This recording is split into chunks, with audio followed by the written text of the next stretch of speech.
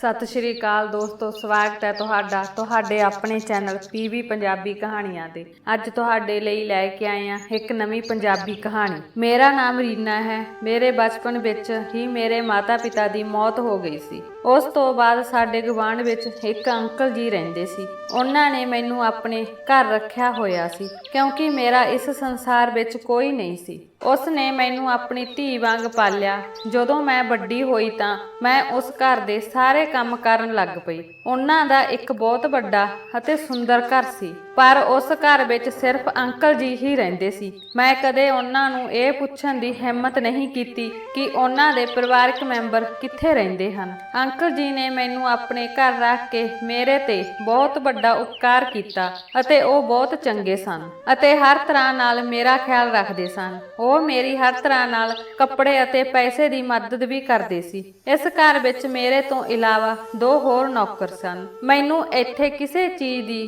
ਕਮੀ ਨਹੀਂ ਸੀ। ਇੰਨੇ ਵੱਡੇ ਘਰ ਵਿੱਚ ਇੱਕ ਸਟੋਰ ਰੂਮ ਸੀ ਜਿਸ ਵਿੱਚ ਕਿਸੇ ਨੂੰ ਅੰਦਰ ਜਾਣ ਦੀ ਇਜਾਜ਼ਤ ਨਹੀਂ ਸੀ। ਅੰਕਲ ਜੀ ਨੇ ਮੈਨੂੰ ਖਾਸ ਦੱਸਿਆ ਸੀ ਕਿ ਮੈਂ ਉਸ ਕਮਰੇ ਵੱਲ ਨਹੀਂ ਜਾਣਾ ਅਤੇ ਉਹ ਸਟੋਰ ਰੂਮ ਉੱਪਰਲੀ ਮੰਜ਼ਲ ਤੇ ਸੀ। ਮੈਂ ਹਮੇਸ਼ਾ ਸੋਚਦੀ ਰਹਿੰਦੀ ਸੀ ਕਿ ਪਤਾ ਨਹੀਂ ਇਸ ਕਮਰੇ ਵਿੱਚ ਕੀ ਹੈ, ਜਿਸ ਕਾਰਨ ਅੰਕਲ ਜੀ ਨੇ ਮੈਨੂੰ ਇਸ ਕਮਰੇ ਵਿੱਚ ਜਾਣ ਤੋਂ ਇਨਕਾਰ ਕਰ ਦਿੱਤਾ ਹੈ। ਇੱਕ ਵਾਰ ਮੈਂ ਅੰਕਲ ਜੀ ਤੋਂ ਉੱਪਰਲੀ ਮੰਜ਼ਲ ਦੀ ਸਫਾਈ ਕਰਨ ਦੀ ਇਜਾਜ਼ਤ ਮੰਗੀ ਤਾਂ ਉਹਨਾਂ ਨੇ ਮੈਨੂੰ ਕਿਹਾ ਕਿ ਠੀਕ ਹੈ, ਤੁਸੀਂ ਸਫਾਈ ਕਰਦੇ ਹੋ ਤਾਂ ਕਰ ਲਓ, ਪਰ ਸਟੋਰ ਵੱਲ ਨਹੀਂ ਜਾਣਾ। ਮੈਂ ਉਹਨਾਂ ਤੋਂ ਪੁੱਛਣ ਦੀ ਹਿੰਮਤ ਨਹੀਂ ਕੀਤੀ ਕਿ ਤੁਸੀਂ ਮੈਨੂੰ ਉਸ ਕਮਰੇ ਵੱਲ ਕਿਉਂ ਨਹੀਂ ਜਾਣ ਦੇ ਰਹੇ ਹੋ। ਉਹਨਾਂ ਨੇ ਮੇਰੇ ਤੇ ਬਹੁਤ ਵੱਡਾ ਉਪਕਾਰ ਕੀਤਾ ਸੀ, ਇਸ ਲਈ ਮੇਰੇ ਵਿੱਚ ਉਹਨਾਂ ਤੋਂ ਕੁਝ ਪੁੱਛਣ ਦੀ ਹਿੰਮਤ ਨਹੀਂ ਸੀ ਅਤੇ ਮੈਨੂੰ ਇਹ ਵੀ ਪਤਾ ਸੀ ਕਿ ਅੰਕਲ ਜੀ ਮੇਰੇ ਤੇ ਬਹੁਤ ਭਰੋਸਾ ਕਰਦੇ ਹਨ ਅਤੇ ਮੈਂ ਉਹਨਾਂ ਦਾ ਭਰੋਸਾ ਨਹੀਂ ਤੋੜਨਾ ਚਾਹੁੰਦੀ ਸੀ ਕਿਉਂਕਿ ਮੈਨੂੰ ਇਸ ਘਰ ਵਿੱਚ ਕਿਸੇ ਵੀ ਚੀਜ਼ ਦੀ ਕੋਈ ਕਮੀ ਨਹੀਂ ਸੀ।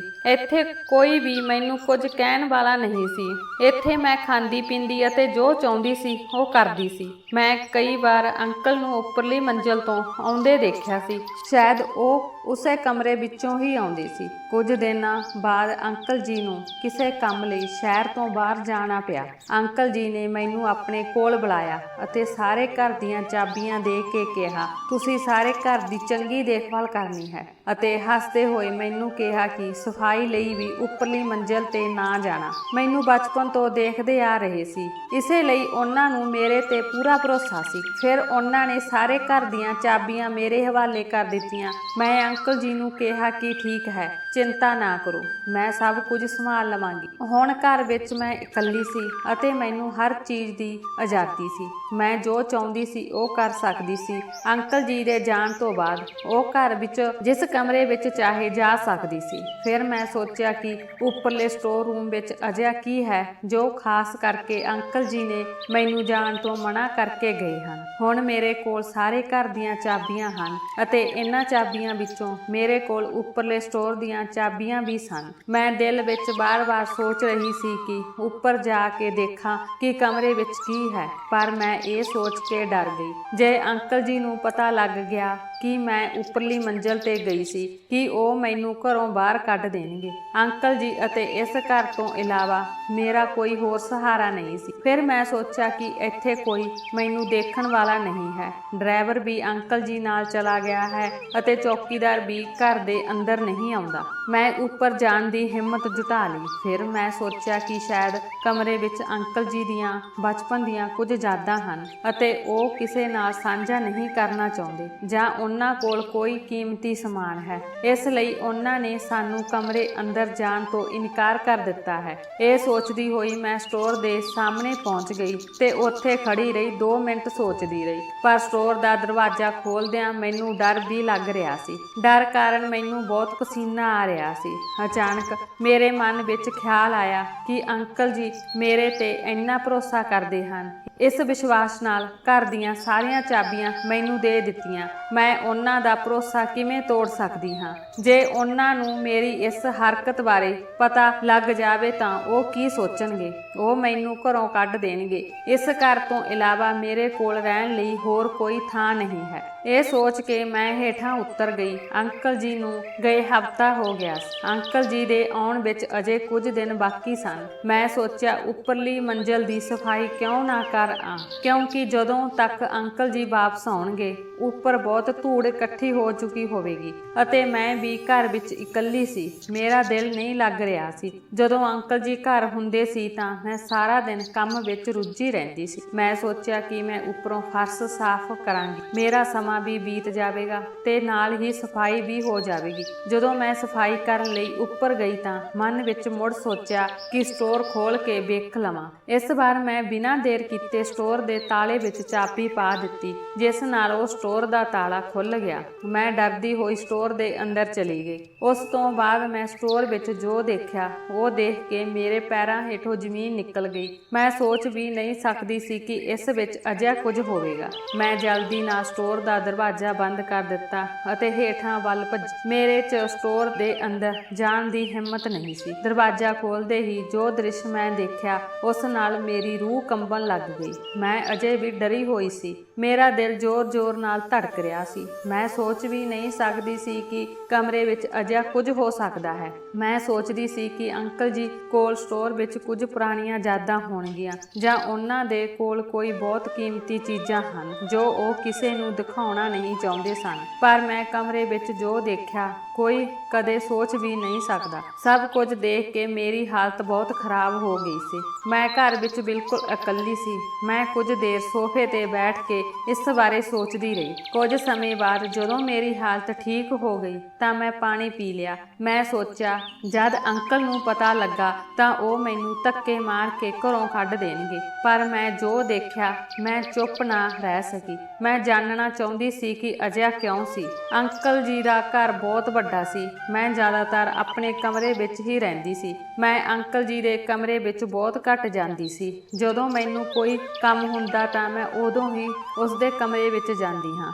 ਜਦੋਂ ਉਹ ਮੈਨੂੰ ਕਿਸੇ ਕੰਮ ਲਈ ਬੁਲਾਉਂਦੇ ਸੀ ਫਿਰ ਮੈਂ ਉਸ ਦੇ ਕਮਰੇ ਵਿੱਚ ਜਾਂਦੀ ਸੀ। ਮੈਂ ਉਹਨਾਂ ਦਾ ਕਮਰਾ ਵੀ ਠੀਕ ਤਰ੍ਹਾਂ ਨਹੀਂ ਦੇਖਿਆ, ਪਰ ਮੈਂ ਸਟੋਰ ਵਿੱਚ ਜੋ ਦੇਖਿਆ ਸੀ ਉਸ ਤੋਂ ਮੈਂ ਜਾਣਨਾ ਚਾਹੁੰਦੀ ਸੀ ਕਿ ਅੰਕਲ ਜੀ ਕੌਣ ਸੀ ਅਤੇ ਉਹਨਾਂ ਦਾ ਪਿਛੋਕੜ ਕੀ ਸੀ। ਮੈਂ ਸੋਚਿਆ ਅੰਕਲ ਜੀ ਦੇ ਕਮਰੇ ਵਿੱਚ ਜਾ ਕੇ ਵੇਖ ਲਵਾਂ। ਹੁਣ ਮੈਂ ਉੱਥੇ ਕੁਝ ਲੱਭ ਸਕਦੀ ਹਾਂ ਤਾਂ ਜੋ ਮੈਨੂੰ ਸੱਚਾਈ ਪਤਾ ਲੱਗ ਸਕੇ। ਮੈਂ ਅੰਕਲ ਜੀ ਦੇ ਕਮਰੇ ਵਿੱਚ ਗਈ ਅਤੇ ਮੈਂ ਉਹਨਾਂ ਦੇ ਕਮਰੇ ਦੀ ਤਲਾਸ਼ੀ ਲੈਣ ਲੱਗੀ। ਉਸ ਦੇ ਕਮਰੇ ਦੇ ਕਿਸੇ ਵੀ ਦਰਾਜ਼ ਨੂੰ ਤਾਲਾ ਨਹੀਂ ਲੱਗਿਆ ਹੋਇਆ ਸੀ, ਇਸ ਕਰਕੇ ਮੇਰੇ ਲਈ ਖੋਜ ਕਰਨੀ ਬਹੁਤ ਸੌਖੀ ਸੀ। ਅੰਕਲ ਜੀ ਸ਼ਾਇਦ ਤਾਲਾ ਲਗਾ ਕੇ ਕਿਤੇ ਨਹੀਂ ਗਏ ਸੀ। ਉਹਨਾਂ ਨੂੰ ਮੇਰੇ ਤੇ ਪੂਰਾ ਵਿਸ਼ਵਾਸ ਸੀ। ਸਿਰਫ ਉਸ ਦੇ ਕਮਰੇ ਦਾ ਦਰਵਾਜ਼ਾ ਬੰਦ ਸੀ।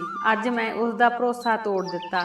ਮੈਨੂੰ ਇਸ ਗੱਲ ਦਾ ਬਹੁਤ ਅਫਸੋਸ ਹੋਇਆ, ਪਰ ਮੈਂ ਉਸ ਬਾਰੇ ਵੀ ਜਾਣਨਾ ਚਾਹੁੰਦੀ ਸੀ ਜੋ ਮੈਂ ਉੱਪਰਲੇ ਕਮਰੇ ਵਿੱਚ ਦੇਖਿਆ ਸੀ। ਅੱਜ ਤੱਕ ਮੈਂ ਸੋਚਦੀ ਸੀ ਕਿ ਅੰਕਲ ਜੀ ਇਕੱਲੇ ਕਿਉਂ ਰਹਿੰਦੇ ਹਨ, ਉਸ ਦਾ ਬਾਕੀ ਪਰਿਵਾਰਕ ਕਿੱਥੇ ਹੈ, ਪਰ ਉਸ ਨੂੰ ਕੁਝ ਪੁੱਛਣ ਦੀ ਹਿੰਮਤ ਨਹੀਂ ਕੀਤੀ। ਮੈਂ ਅੰਕਲ ਜੀ ਦੇ ਕਮਰੇ ਵਿੱਚ ਬਹੁਤ ਕੁਝ ਨਹੀਂ ਲੱਭਿਆ, ਪਰ ਉਸ ਦੀ ਅਲਮਾਰੀ ਵਿੱਚੋਂ ਕੁਝ ਫੋਟੋਆਂ ਅਤੇ ਇੱਕ ਡਾਇਰੀ ਲੱਭੀ। ਮੈਂ ਉਹੀ ਡਾਇਰੀ ਖੋਲੀ ਅਤੇ ਪੜ੍ਹਨ ਲੱਗ ਪਈ। ਉਹ ਡਾਇਰੀ ਪੜ੍ਹਦਿਆਂ ਹੀ ਮੇਰੀ ਹਾਲਤ ਵਿਗੜ ਗਈ। ਮੈਂ ਅੰਕਲ ਜੀ ਨੂੰ ਬਹੁਤ ਦਿਆਲੂ ਸਮਝਦੀ ਸੀ, ਪਰ ਅਸਲ ਵਿੱਚ ਅੰਕਲ ਜੀ ਕੁਝ ਹੋਰ ਸੀ। ਉਸ ਡਾਇਰੀ ਨੂੰ ਪੜ੍ਹ ਕੇ ਮੈਨੂੰ ਬਹੁਤਾ ਪਤਾ ਨਹੀਂ ਲੱਗਾ, ਕਿਉਂਕਿ ਡਾਇਰੀ ਵਿੱਚ ਕੁਝ ਕੁ ਹੀ ਗੱਲਾਂ ਲਿਖੀਆਂ ਸਨ ਜਿਨ੍ਹਾਂ ਨੂੰ ਪੜ੍ਹ ਕੇ ਮੈਂ ਥੋੜਾ ਸਮਝੀ, ਪਰ ਅਜੇ ਤੱਕ ਮੈਂ ਉਹਨਾਂ ਦੀ ਪੂਰੀ ਸੱਚਾਈ ਨਹੀਂ ਜਾਣ ਸਕੀ ਸੀ। ਮੈਂ ਸੋਚ ਰਹੀ ਸੀ ਕਿ ਕਿਸੇ ਤਰ੍ਹਾਂ ਮੈਨੂੰ ਸਾਰਾ ਸੱਚ ਪਤਾ ਲੱਗ ਜਾਵੇ। ਕੁਝ ਤਸਵੀਰਾਂ ਵੀ ਸਨ ਜੋ ਸ਼ਾਇਦ ਅੰਕਲ ਜੀ ਦੇ ਮਾਪਿਆਂ ਦੀਆਂ ਸਨ। ਮੈਂ ਪਹਿਲੀ ਵਾਰ ਉਸ ਦੇ ਮਾਤਾ-ਪਿਤਾ ਦੀਆਂ ਫੋਟੋ ਦੇਖੀ ਸੀ।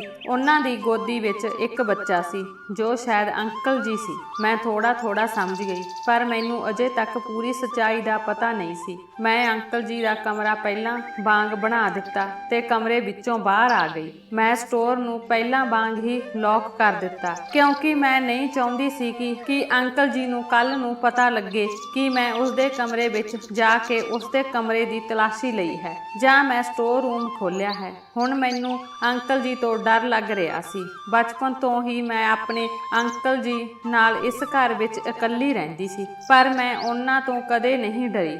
ਅੱਜ ਸਟੋਰ ਰੂਮ ਵਿੱਚ ਜੋ ਦੇਖਿਆ ਉਸ ਨੂੰ ਦੇਖ ਕੇ ਮੈਂ ਅੰਕਲ ਜੀ ਤੋਂ ਡਰਨ ਲੱਗੀ। ਜੇ ਉਹਨਾਂ ਤੋਂ ਪਤਾ ਲੱਗ ਜਾਂਦਾ ਤਾਂ ਪਤਾ ਨਹੀਂ ਉਹਨਾਂ ਨੇ ਮੇਰੇ ਨਾਲ ਕੀ ਕਰਦੇ, ਹੋ ਸਕਦਾ ਹੈ ਮੇਰੇ ਨਾਲ ਵੀ। ਅੰਕਲ ਜੀ ਦੇ ਵਾਪਸ ਆਉਣ ਦਾ ਸਮਾਂ ਸੀ ਅਤੇ ਮੇਰੇ ਵਿੱਚ ਉਹਨਾਂ ਦਾ ਸਾਹਮਣਾ ਕਰਨ ਦੀ ਹਿੰਮਤ ਨਹੀਂ ਸੀ, ਪਰ ਫਿਰ ਵੀ ਮੈਨੂੰ ਉਹਨਾਂ ਦਾ ਸਾਹਮਣਾ ਕਰਨਾ ਪਿਆ। ਮੈਂ ਫਟਾਫਟ ਉਹਨਾਂ ਨੂੰ ਖਾਣਾ ਦਿੱਤਾ ਅਤੇ ਮੈਂ ਆਪਣੇ ਕਮਰੇ ਵਿੱਚ ਆ ਗਈ। ਹੁਣ ਮੈਂ ਸੋਚ ਰਹੀ ਸੀ ਕਿ ਜੇ ਅੰਕਲ ਨੂੰ ਪਤਾ ਲੱਗ ਗਿਆ ਤਾਂ ਪਤਾ ਨਹੀਂ ਅੰਕਲ ਜੀ ਮੇਰੇ ਨਾਲ ਕੀ ਕਰਨਗੇ। ਮੈਂ ਆਪਣੇ ਕਮਰੇ ਵਿੱਚ ਆਰਾਮ ਕਰ ਰਹੀ ਸੀ। ਜਦੋਂ ਮੈਂ ਫੋਨ ਚੁੱਕਿਆ ਤਾਂ ਮੇਰੇ ਫੋਨ ਤੇ ਘੰਟੀ ਵੱਜੀ। ਅੰਕਲ ਜੀ ਬੋਲ ਰਹੇ ਸਨ। ਅੰਕਲ ਜੀ ਨੇ ਮੈਨੂੰ ਆਪਣੇ ਕਮਰੇ ਵਿੱਚ ਬੁਲਾਇਆ। ਇਹ ਸੁਣ ਕੇ ਮੇਰੀ ਜਾਨ ਨਿਕਲ ਗਈ। ਮੈਂ ਸੋਚਿਆ ਸ਼ਾਇਦ ਅੰਕਲ ਜੀ ਨੂੰ ਸਾਰੀ ਸੱਚਾਈ ਪਤਾ ਲੱਗ ਗਈ। ਮੈਂ ਬਹੁਤ ਡਰੀ ਹੋਈ ਸੀ ਕਿਉਂਕਿ ਮੈਂ ਘਰ ਵਿੱਚ ਇਕੱਲੀ ਸੀ। ਇਹ ਸੋਚ ਕੇ ਮੈਨੂੰ ਅੰਕਲ ਜੀ ਤੋਂ ਡਰ ਲੱਗ ਰਿਹਾ ਸੀ। ਅੰਕਲ ਜੀ ਨੇ ਮੈਨੂੰ ਕਿਹਾ ਕਿ ਬਹੁਤ ਠੰਡ ਹੈ, ਮੈਨੂੰ ਇੱਕ ਕੱਪ ਕੌਫੀ ਬਣਾ ਦਿਓ।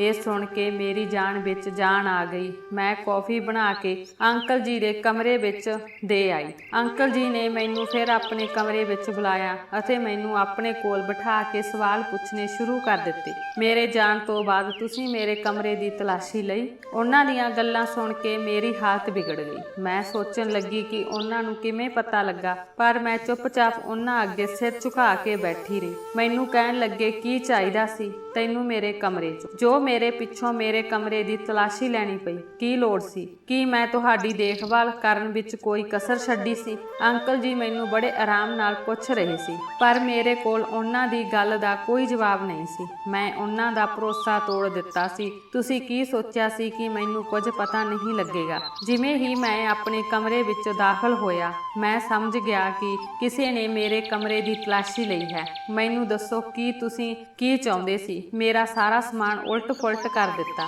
ਮੈਂ ਸੋਚਿਆ ਕਿ ਮੈਂ ਸਭ ਕੁਝ ਠੀਕ ਰੱਖਿਆ ਹੈ। ਫਿਰ ਅੰਕਲ ਜੀ ਨੂੰ ਕਿਵੇਂ ਪਤਾ ਲੱਗਾ? ਫਿਰ ਅੰਕਲ ਜੀ ਨੇ ਮੈਨੂੰ ਕਿਹਾ ਕਿ ਮੈਂ ਆਪਣਾ ਸਾਰਾ ਸਮਾਨ ਚੰਗੀ ਤਰ੍ਹਾਂ ਰੱਖਦਾ ਹਾਂ। ਮੈਨੂੰ ਇੱਥੇ ਅਤੇ ਉੱਥੇ ਕੁਝ ਵੀ ਪਸੰਦ ਨਹੀਂ ਹੈ। ਹੋ ਸਕਦਾ ਹੈ ਕਿ ਤੁਸੀਂ ਕਾਹਲੀ ਵਿੱਚ ਮੇਰੀਆਂ ਚੀਜ਼ਾਂ ਨੂੰ ਠੀਕ ਤਰ੍ਹਾਂ ਰੱਖਣਾ ਭੁੱਲ ਗਏ ਹੋ। ਅੰਕਲ ਜੀ ਬਹੁਤ ਗੁੱਸੇ ਵਿੱਚ ਸੀ, ਪਰ ਫਿਰ ਵੀ ਮੇਰੇ ਨਾਲ ਨਰਮੀ ਨਾਲ ਗੱਲ ਕਰ ਰਹੇ ਸੀ। ਅੰਕਲ ਜੀ ਮੈਨੂੰ ਸਵਾਲ ਦੇ ਬਾਅਦ ਸਵਾਲ ਪੁੱਛ ਰਹੇ ਸੀ, ਪਰ ਮੇਰੇ ਕੋਲ ਉਹਨਾਂ ਦੇ ਸਵਾਲਾਂ ਦਾ ਕੋਈ ਜਵਾਬ ਨਹੀਂ। ਆਖਿਰ ਮੈਂ ਉਹਨਾਂ ਨੂੰ ਕਿਹਾ, ਮੈਂ ਸਫਾਈ ਕਰਨ ਲਈ ਉੱਪਰਲੀ ਮੰਜ਼ਲ ਤੇ ਗਈ ਸੀ। ਜਦੋਂ ਮੇਰੀ ਨਜ਼ਰ ਸਟੋਰ ਰੂਮ ਤੇ ਪਈ ਤਾਂ ਮੈਂ ਆਪਣਾ ਸ਼ੱਕ ਦੂਰ ਕਰਨ ਲਈ ਸਟੋਰ ਰੂਮ ਖੋਲ੍ਹਿਆ। ਸਟੋਰ ਦਾ ਦਰਵਾਜ਼ਾ ਖੋਲ੍ਹਦਿਆਂ ਹੀ ਮੇਰੀ ਜਾਨ ਨਿਕਲ ਗਈ। ਇਸੇ ਲਈ ਮੈਂ ਸੱਚਾਈ ਜਾਣਨ ਲਈ ਤੁਹਾਡੇ ਕਮਰੇ ਦੀ ਤਲਾਸ਼ੀ ਲਈ। ਮੇਰਾ ਅੰਦਾਜ਼ਾ ਸੀ ਕਿ ਮੈਂ ਤੁਹਾਡੇ ਕਮਰੇ ਵਿੱਚੋਂ ਕੁਝ ਸੁਰਾਖ ਲੱਭ ਸਕਦੀ ਹਾਂ ਤਾਂ ਜੋ ਮੈਨੂੰ ਸਾਰੀ ਸੱਚਾਈ ਪਤਾ ਲੱਗ ਜਾਵੇ, ਪਰ ਮੈਨੂੰ ਤੁਹਾਡੇ ਕਮਰੇ ਵਿੱਚੋਂ ਕੁਝ ਨਹੀਂ ਮਿਲਿਆ। ਜੋ ਵੀ ਉੱਪਰ ਦੇਖਿਆ,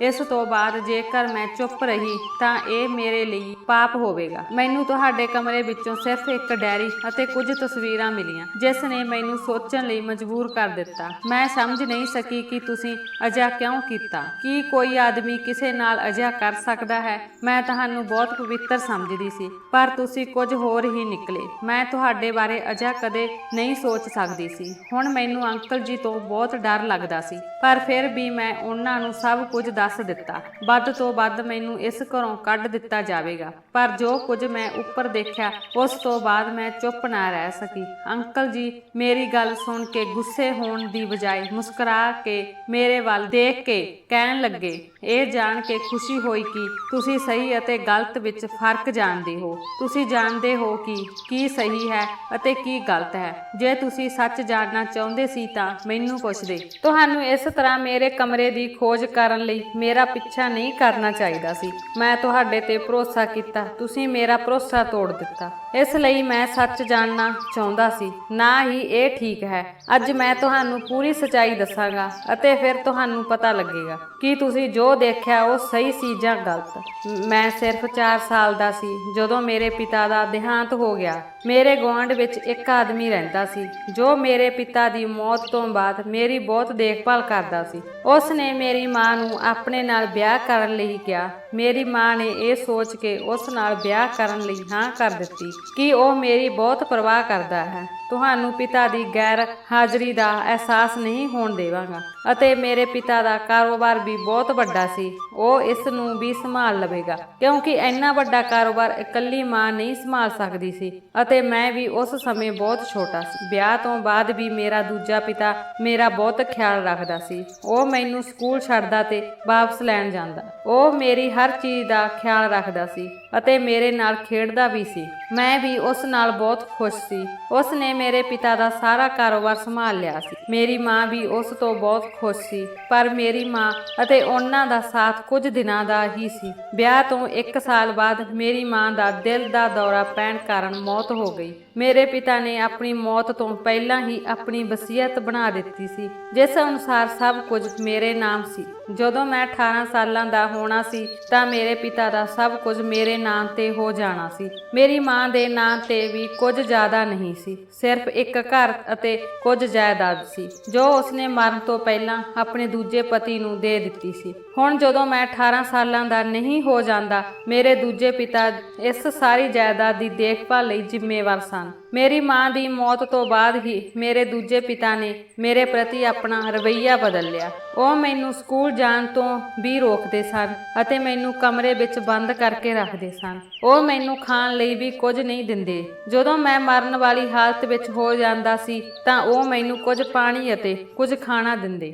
ਸਾਰਾ ਦਿਨ ਮੇਰੇ ਪਿਤਾ ਜੀ ਘਰ ਵਿੱਚ ਅਜਾਸੀ ਕਰਦੇ ਸਨ। ਉਸ ਨੇ ਸਾਰੇ ਵਫਾਦਾਰ ਨੌਕਰਾਂ ਨੂੰ ਵੀ ਘਰੋਂ ਕੱਢ ਦਿੱਤਾ ਸੀ ਅਤੇ ਆਪਣੇ ਵਰਗੇ ਪੈਸੇ ਦੇ ਲਾਲਚੀ ਬੰਦਿਆਂ ਨੂੰ ਘਰ ਦਾ ਕੰਮ ਕਰਨ ਲਈ ਰੱਖ ਲਿਆ ਸੀ। ਸਭ ਕੁਝ ਉਹਨਾਂ ਦੇ ਇਸ਼ਾਰੇ ਤੇ ਚੱਲਦਾ ਸੀ। ਜਦੋਂ ਮੈਂ ਕਮਰੇ ਤੋਂ ਬਾਹਰ ਜਾਣ ਦੀ ਕੋਸ਼ਿਸ਼ ਕੀਤੀ ਤਾਂ ਮੇਰੇ ਮਤਰੇ ਪਿਤਾ ਅਤੇ ਉਸ ਦੇ ਨੌਕਰ ਮੈਨੂੰ ਕੁੱਟਦੇ ਸਨ। ਉਹ ਹਰ ਰੋਜ਼ ਆਪਣੇ ਦੋਸਤਾਂ ਨੂੰ ਘਰ ਲਿਆਉਂਦਾ ਸੀ ਅਤੇ ਪਾਰਟੀਆਂ ਕਰਦਾ ਸੀ ਅਤੇ ਮੇਰੇ ਪਿਤਾ ਦੇ ਪੈਸੇ ਖਰਚ ਕਰਦਾ ਸੀ। ਉਸ ਨੇ ਦਫ਼ਤਰ ਜਾਣਾ ਵੀ ਬੰਦ ਕਰ ਦਿੱਤਾ ਸੀ। ਇੱਕ ਦਿਨ ਜਦੋਂ ਮੈਂ ਕਮਰੇ ਵਿੱਚੋਂ ਭੱਜਣ ਦੀ ਕੋਸ਼ਿਸ਼ ਕੀਤੀ, ਇੱਕ ਨੌਕਰ ਨੇ ਮੈਨੂੰ ਦੇਖ ਲਿਆ। ਉਸ ਨੇ ਮੇਰੇ ਪਿਤਾ ਨੂੰ ਦੱਸ ਦਿੱਤਾ। ਉਸ ਤੋਂ ਬਾਅਦ ਉਹ ਆਦਮੀ ਮੇਰੇ ਤੇ ਹੋਰ ਵੀ ਜ਼ੁਲਮ ਕਰਨ ਲੱਗਾ। ਮੈਨੂੰ ਨਾ ਸਿਰਫ ਕਮਰੇ ਵਿੱਚ ਬੰਦ ਕੀਤਾ, ਸਗੋਂ ਰੱਸਿਆਂ ਨਾਲ ਵੀ ਬੰਨ੍ਹ ਦਿੱਤਾ। ਹੁਣ ਮੈਨੂੰ ਹੋਰ ਵੀ ਤਸੀਹੇ ਦਿੱਤੇ ਜਾ ਰਹੇ ਸਨ। ਇੱਕ ਦਿਨ ਮੇਰੇ ਪਿਤਾ ਜੀ ਨੇ ਮੈਨੂੰ ਦੱਸਿਆ, ਮੇਰੀ ਮਾਂ ਆਪਣੀ ਮੌਤ ਨਹੀਂ ਮਰੀ, ਸਗੋਂ ਉਹਨਾਂ ਨੇ ਉਸ ਨੂੰ ਮਾਰਿਆ ਹੈ। ਉਸ ਨੇ ਮੇਰੀ ਮਾਂ ਨੂੰ ਕੋਈ ਦਵਾਈ ਦਿੱਤੀ ਸੀ, ਜਿਸ ਕਾਰਨ ਉਸ ਨੂੰ ਦਿਲ ਦਾ ਦੌਰਾ ਪਿਆ ਅਤੇ ਉਹ ਮੈਨੂੰ ਛੱਡ ਕੇ ਚਲੀ ਗਈ। ਮੇਰੇ ਮਤਰੇਏ ਪਿਤਾ ਨੇ ਮੈਨੂੰ ਦੱਸਿਆ ਕਿ ਉਸ ਨੇ ਇਹ ਸਭ ਮੇਰੇ ਪਿਤਾ ਦੀ ਜਾਇਦਾਦ ਹਾਸਲ ਕਰਨ ਲਈ ਕੀਤਾ ਸੀ। ਉਹ ਮੇਰੀ ਦੇਖਭਾਲ ਇਸ ਲਈ ਕਰਦਾ ਸੀ ਤਾਂ ਜੋ ਉਹ ਮੇਰੀ ਮਾਂ ਨਾਲ ਵਿਆਹ ਕਰਵਾ ਲਵੇ ਅਤੇ ਬਾਅਦ ਵਿੱਚ ਉਹ ਮੈਨੂੰ ਅਤੇ ਮੇਰੀ ਮਾਂ ਨੂੰ ਮਾਰ ਕੇ ਸਾਰੀ ਜਾਇਦਾਦ ਹਥਿਆ ਲਵੇ। ਪਰ ਮੇਰੀ ਮਾਂ ਦੀ ਮੌਤ ਤੋਂ ਬਾਅਦ ਮੈਨੂੰ ਪਤਾ ਲੱਗਾ ਕਿ ਸਾਰੀ ਜਾਇਦਾਦ ਮੇਰੇ ਨਾਂ ਤੇ ਹੈ। ਉਹ ਮੈਨੂੰ ਵੀ ਮਾਰਨਾ ਚਾਹੁੰਦਾ ਸੀ, ਪਰ ਜੇ ਉਹ ਮੈਨੂੰ ਮਾਰ ਦਿੰਦਾ ਹੈ ਜਾਂ 18 ਸਾਲ ਦੀ ਉਮਰ ਤੋਂ ਪਹਿਲਾਂ ਮੇਰੇ ਨਾਲ ਕੁਝ ਹੋ ਜਾਂਦਾ ਹੈ ਤਾਂ ਸਾਰੀ ਜਾਇਦਾਦ ਟਰੱਸਟ ਨੂੰ ਜਾਂਦੀ। ਉਸ ਦੇ ਹੱਥ ਕੁਝ ਨਹੀਂ ਲੱਗਦਾ, ਇਸੇ ਲਈ ਉਸ ਨੇ ਮੈਨੂੰ ਹੁਣ ਤੱਕ ਜਿਉਂਦਾ ਰੱਖਿਆ। ਪਰ ਇਸ ਤਰ੍ਹਾਂ ਜੀਣਾ ਮੌਤ ਨਾਲ ਵੀ ਮਾੜਾ ਸੀ। ਉਹ ਵੀ ਚਾਹੁੰਦਾ ਸੀ ਕਿ ਮੈਂ ਪਾਗਲ ਹੋ ਜਾਵਾਂ, ਕਿਉਂਕਿ ਇਸ ਹਾਲਤ ਵਿੱਚ ਸਾਰੀ ਜਾਇਦਾਦ ਉਸ ਦੇ ਹੱਥ ਵਿੱਚ ਹੀ ਹੋਵੇਗੀ। ਉਸ ਦੇ ਜ਼ੁਲਮ ਕਾਰਨ ਮੇਰੇ ਦਿਮਾਗ ਨੇ ਕੰਮ ਕਰਨਾ ਬੰਦ ਕਰ ਦਿੱਤਾ ਸੀ। ਹੋ ਸਕਦਾ ਹੈ ਕਿ ਮੈਂ ਪਾਗਲ ਹੋ ਜਾਂਦਾ ਅਤੇ ਜੇ ਮੈਂ ਬਚ ਜਾਂਦਾ ਤਾਂ 18 ਸਾਲ ਬਾਅਦ ਉਹ ਜ਼ਬਰਦਸਤੀ ਕਾਗਜ਼ਾਂ ਤੇ ਦਸਤਖਤ ਕਰਵਾ ਕੇ ਮੇਰਾ ਕਤਲ ਕਰ ਦਿੰਦਾ। ਮੇਰੀ ਹਾਲਤ ਬਹੁਤ ਖਰਾਬ ਹੋ ਗਈ ਸੀ। ਮੈਂ ਘਰ ਦੇ ਸਾਰੇ ਨੌਕਰਾਂ ਅਤੇ ਆਪਣੇ ਪਿਤਾ ਦੇ ਦੋਸਤਾਂ ਨੂੰ ਹੱਥ ਜੋੜ ਕੇ ਬੇਨਤੀ ਕੀਤੀ ਕਿ ਮੈਨੂੰ ਜਾਣ ਦਿਓ, ਪਰ ਕਿਸੇ ਨੇ ਮੇਰੀ ਇੱਕ ਨਾ ਸੁਣੀ। ਇਸ ਦੇ ਉਲਟ ਉਹ ਮੇਰਾ ਮਜ਼ਾਕ ਉਡਾਉਂਦੇ ਸਨ ਅਤੇ ਮੈਨੂੰ ਪਾਗਲ ਕਹਿ ਕੇ ਛੇੜਦੇ ਸਨ। ਕੁਝ ਸਾਲਾਂ ਤੱਕ ਮੈਂ ਇਸ ਤਰ੍ਹਾਂ ਕਮਰੇ ਵਿੱਚ ਬੰਦ ਰਿਹਾ। ਮੈਨੂੰ ਖਾਣ ਪੀਣ ਲਈ ਇੰਨਾ ਹੀ ਦਿੱਤਾ ਗਿਆ ਸੀ ਤਾਂ ਜੋ ਮੈਂ ਜਿਉਂਦਾ ਰਹਾ। ਇੱਕ ਵਾਰ ਜਦੋਂ ਇੱਕ ਨੌਕਰ ਮੇਰੇ ਕੋਲ ਭੋਜਨ ਲੈ ਕੇ ਆਇਆ, ਉਸਨੇ ਮੈਨੂੰ ਪੁੱਛਿਆ ਕਿ ਤੁਸੀਂ ਕੌਣ ਹੋ ਅਤੇ ਤੁਸੀਂ ਇੱਥੇ ਕਿਉਂ ਰਹਿੰਦੇ ਹੋ। ਮੈਂ ਉਸਨੂੰ ਪੁੱਛਿਆ, ਤੂੰ ਕੌਣ ਹੈ? ਮੈਂ ਤੁਹਾਨੂੰ ਇੱਥੇ ਪਹਿਲੀ ਵਾਰ ਇਸ ਘਰ ਵਿੱਚ ਦੇਖਿਆ ਹੈ। ਉਸਨੇ ਦੱਸਿਆ ਕਿ ਉਹ ਨਵੀਂ ਨੌਕਰੀ ਤੇ ਆਇਆ ਹੈ। ਫਿਰ ਮੈਂ ਉਸਨੂੰ ਆਪਣੀ ਸਾਰੀ ਕਹਾਣੀ ਦੱਸ ਦਿੱਤੀ। ਇਹ ਸੁਣ ਕੇ ਉਸਨੂੰ ਬਹੁਤ ਅਫਸੋਸ ਹੋਇਆ। ਉਸਨੇ ਮੈਨੂੰ ਚਿੰਤਾ ਨਾ ਕਰਨ ਲਈ ਕਿਹਾ, ਮੈਂ ਤੁਹਾਡੀ ਮਦਦ ਜ਼ਰੂਰ ਕਰਾਂਗਾ। ਕੋਈ ਬੰਦਾ ਇੱਕ ਛੋਟੇ ਬੱਚੇ ਤੇ ਇੰਨਾ ਜ਼ੁਲਮ ਕਿਵੇਂ ਕਰ ਸਕਦਾ ਹੈ, ਉਹ ਵੀ ਸਿਰਫ ਜਾਇਦਾਦ ਦੀ ਖਾਤਰ। ਤੂੰ ਇੰਨਾ ਕੁਝ ਬਰਦਾਸ਼ਤ ਕੀਤਾ ਹੈ, ਰੱਬ ਤੁਹਾਡੇ ਨਾਲ ਜ਼ਰੂਰ ਕੁਝ ਚੰਗਾ ਕਰੇਗਾ। ਇਹ ਦਿਨ ਜਦੋਂ ਮੇਰਾ ਮਤਰੇਆ ਪਿਤਾ ਸ਼ਹਿਰ ਤੋਂ ਬਾਹਰ ਸੀ, ਮੈਂ ਨੌਕਰ ਦੀ ਮਦਦ ਨਾਲ ਘਰੋਂ ਭੱਜਣ ਵਿੱਚ ਕਾਮਯਾਬ ਹੋ ਗਿਆ। ਉਸ ਤੋਂ ਬਾਅਦ ਨੌਕਰ ਮੈਨੂੰ ਆਪਣੇ ਪਿੰਡ ਲੈ ਗਿਆ। ਉਸਨੇ ਮੈਨੂੰ ਆਪਣੇ ਕੋਲ ਰੱਖਿਆ। ਜਦੋਂ ਮੈਂ 18 ਸਾਲ ਦਾ ਹੋ ਗਿਆ ਤਦ ਮੈਨੂੰ ਆਪਣੇ ਪਿਤਾ ਦੇ ਵਕੀਲ ਕੋਲ ਲੈ ਗਿਆ। ਉਹ ਮੇਰੇ ਪਿਤਾ ਦਾ ਦੋਸਤ ਹੈ, ਇਸ ਲਈ ਉਹ ਮੈਨੂੰ ਦੇਖ ਕੇ ਬਹੁਤ ਖੁਸ਼ ਹੋਇਆ ਅਤੇ ਮੈਨੂੰ ਪੁੱਛਿਆ ਕਿ ਮੈਂ ਕਿਵੇਂ ਜਿੰਦਾ ਹਾਂ। ਜਦੋਂ ਮੈਂ ਉਹਨਾਂ ਨੂੰ ਸਾਰੀ ਗੱਲ ਦੱਸੀ ਤਾਂ ਉਹਨਾਂ ਨੂੰ ਜਾਇਦਾਦ ਵਾਪਸ ਕਰਵਾਉਣ ਵਿੱਚ ਮੇਰੀ ਮਦਦ ਕੀਤੀ। ਜਦੋਂ ਮੇਰੇ ਮਤਰੇਏ ਪਿਤਾ ਨੂੰ ਪਤਾ ਲੱਗਾ ਕਿ ਉਸਨੇ ਸਭ ਦੇ ਸਾਹਮਣੇ ਹੱਥ ਜੋੜ ਕੇ ਮਾਫੀ ਮੰਗਣ ਦਾ ਡਰਾਮਾ ਰਚਿਆ, ਮੈਂ ਉਸ ਨੂੰ ਸਭ ਦੇ ਸਾਹਮਣੇ ਮਾਫ ਕਰ ਦਿੱਤਾ ਅਤੇ ਮੈਂ ਉਸ ਆਦਮੀ ਨਾਲ ਆਪਣੇ ਘਰ ਵਾਪਸ ਆ ਗਿਆ। ਪਰ ਮੇਰੇ ਦਿਲ ਵਿੱਚ ਉਸ ਲਈ ਨਫ਼ਰਤ ਖਤਮ ਨਹੀਂ ਹੋਈ ਸੀ। ਮੈਂ ਚਾਹੁੰਦਾ ਸੀ ਕਿ ਉਸ ਨੂੰ ਉਸ ਦੇ ਕੀਤੇ ਦੀ ਸਜ਼ਾ ਮਿਲੇ, ਪਰ ਮੇਰੇ ਕੋਲ ਉਸ ਦੇ ਪਾਪਾਂ ਦਾ ਕੋਈ ਸਬੂਤ ਨਹੀਂ ਸੀ। ਉਹਨਾਂ ਕਾਰਨ ਮੈਂ ਆਪਣੀ ਪੜ੍ਹਾਈ ਵੀ ਨਹੀਂ ਕਰ ਸਕਿਆ ਅਤੇ ਮੇਰਾ ਬਚਪਨ ਵੀ ਗਵਾ ਲਿਆ। ਉਸ ਕਾਰਨ ਮੇਰੀ ਮਾਂ ਇਸ ਦੁਨੀਆ ਤੋਂ ਚਲੀ ਗਈ। ਮੈਂ ਉਸ ਆਦਮੀ ਨੂੰ ਕਿਵੇਂ ਮਾਫ ਕਰ ਸਕਦਾ ਹਾਂ ਜਿਸ ਨੇ ਮੇਰੇ ਤੋਂ ਸਭ ਕੁਝ ਖੋਹ ਲਿਆ ਹੋਵੇ, ਉਹ ਵੀ ਸਿਰਫ ਜਾਇਦਾਦ ਦੀ ਖਾਤਰ। ਮੈਂ ਉਸ ਨੂੰ ਬਹੁਤ ਪਿਆਰ ਕਰਦਾ ਸੀ। ਜੇ ਉਹ ਮੇਰੇ ਤੋਂ ਪਿਆਰ ਨਾਲ ਜਾਇਦਾਦ ਮੰਗਦਾ ਤਾਂ ਮੈਂ ਖੁਸ਼ੀ ਨਾਲ ਉਸ ਨੂੰ ਸਭ ਕੁਝ ਦੇ ਦਿੰਦਾ, ਪਰ ਉਸਨੇ ਮੈਨੂੰ ਅਤੇ ਮੇਰੀ ਮਾਂ ਨੂੰ ਇੰਨਾ ਧੋਖਾ ਦਿੱਤਾ ਜਿਸ ਲਈ ਮੈਂ ਉਸ ਨੂੰ ਕਦੇ ਮਾਫ ਨਹੀਂ ਕਰ ਸਕਦਾ ਸੀ।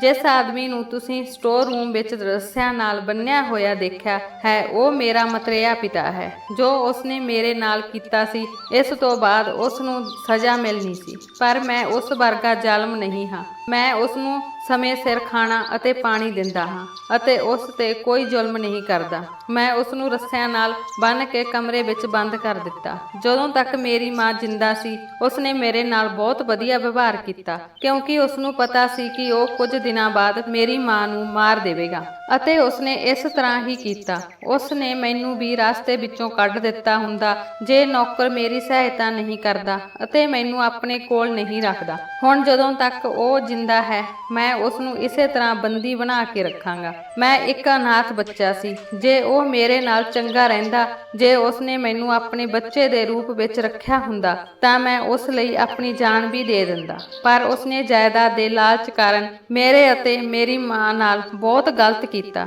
ਜਿਸ ਦੀ ਸਜ਼ਾ ਉਸ ਨੂੰ ਮਿਲ ਰਹੀ ਹੈ ਅਤੇ ਮਿਲਦੀ ਰਹੇਗੀ ਜਦੋਂ ਤੱਕ ਉਹ ਜਿਉਂਦਾ ਹੈ। ਦੋਸਤੋ, ਜੇਕਰ ਤੁਹਾਨੂੰ ਸਾਡੀ ਵੀਡੀਓ ਚੰਗੀ ਲੱਗੀ ਤਾਂ ਸਾਡੀ ਵੀਡੀਓ ਨੂੰ ਲਾਈਕ ਕਰਨਾ, ਚੈਨਲ ਨੂੰ ਸਬਸਕ੍ਰਾਈਬ ਕਰਨਾ ਤੇ ਆਪਣੇ ਦੋਸਤਾਂ ਨਾਲ ਸ਼ੇਅਰ ਕਰਨਾ। ਧੰਨਵਾਦ।